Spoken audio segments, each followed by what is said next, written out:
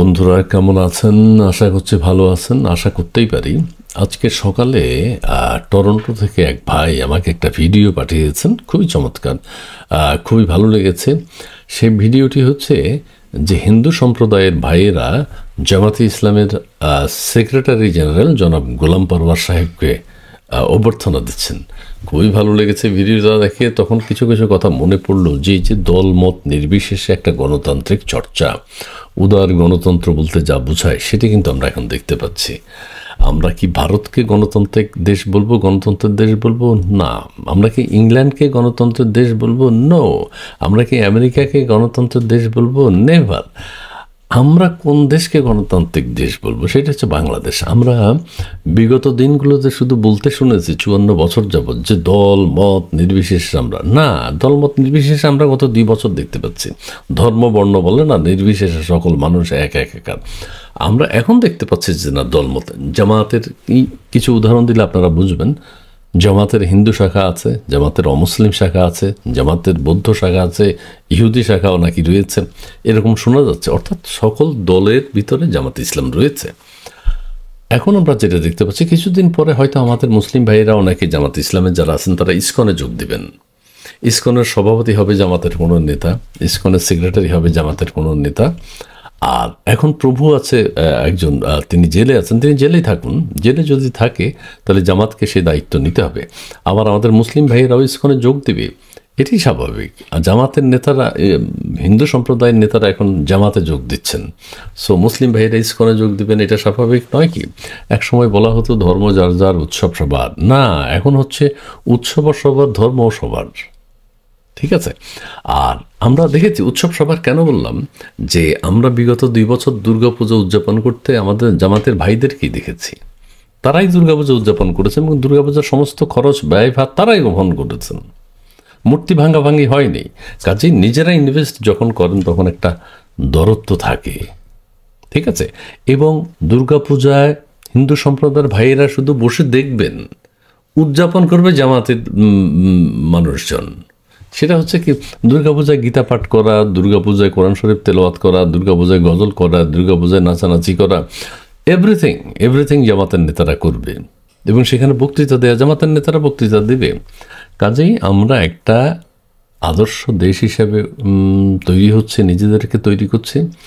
আমরা এটা দেখতে চাই উদার গণতান্ত্রিক দেশ বাংলাদেশ, এবং আমরা ধর্ম বর্ণ নির্বিশেষে যে সকল মানুষ একাকার, এটাও আমরা দেখতে পাচ্ছি। এবং হিন্দু ভাইরাও কিন্তু একসময় আমিরে জামাত হয়ে যাবে। হিন্দু ভাইয়েরাও একদিন কিন্তু, বা অন্য শুধু হিন্দু ধর্মের না, ইহুদি ধর্মের কেউ হয়তো জামাতের সেক্রেটারি জেনারেল হয়ে গেলেন, হতেও পারে। যেই সাম্যতা আমরা দেখতে পাচ্ছি, হিন্দু ভাইদের 12 মাসে 13 পূজা, এটা আমাদের মুসলিম ভাইয়েরা পালন করবে।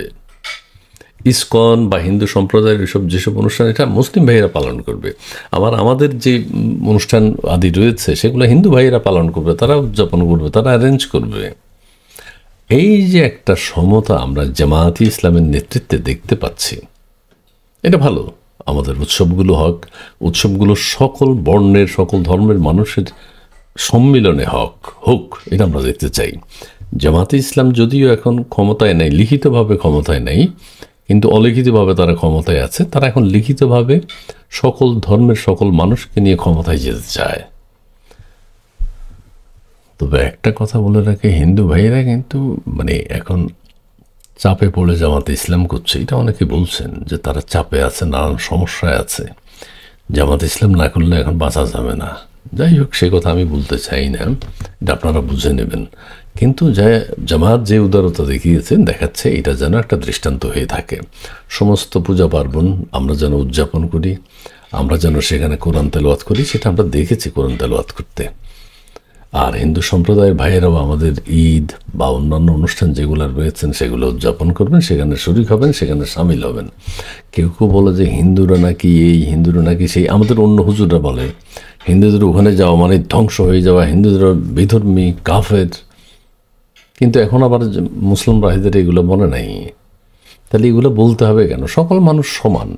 জামাত যেটা করছে এটাই ঠিক আছে, আমরা এটাই পছন্দ করেছি, সবাই সমান। সো কোনো ভেদাভেদ থাকবে না আগামী দিনে। সেরকম একটি বাংলাদেশ আমরা জামাতের নেতৃত্বে পাচ্ছি, এবং আফগানিস্তানের সমস্ত না, কিন্তু আফগানিস্তান কিন্তু আবার অন্য ধর্মের মানুষদেরকে তাদের সভাপতি বানাবে বানাবে না, পাকিস্তান বানাবে না না। কিন্তু তার মানে ওই যে আমি বলেছি যে উদার গণতান্ত্রিক চর্চা দলমত নির্বিশেষে কারা করছে, সেটা দৃষ্টান্ত হলো বাংলাদেশের জামাতে ইসলাম। ঠিক আছে, ওকে প্রিয় বন্ধু, তবে ভিডিওটা যদি আপনাদেরকে দেখাতে পারতাম ভালো হতো। গোলাম পরওয়ার সাহেবকে জামাতের হিন্দু শাখার সভাপতি, হিন্দু শাখার নেতৃবৃন্দ সংবর্ধনা দিচ্ছেন, দেখে খুবই ভালো লেগেছে। টরন্টো থেকে আমাকে যে এই ভিডিওটা যে ভাই পাঠিয়েছেন তাকে ধন্যবাদ জানাচ্ছি, কিন্তু ভিডিওতে শো করতে পারিনি যান্ত্রিক জটিলতার কারণে। ধন্যবাদ।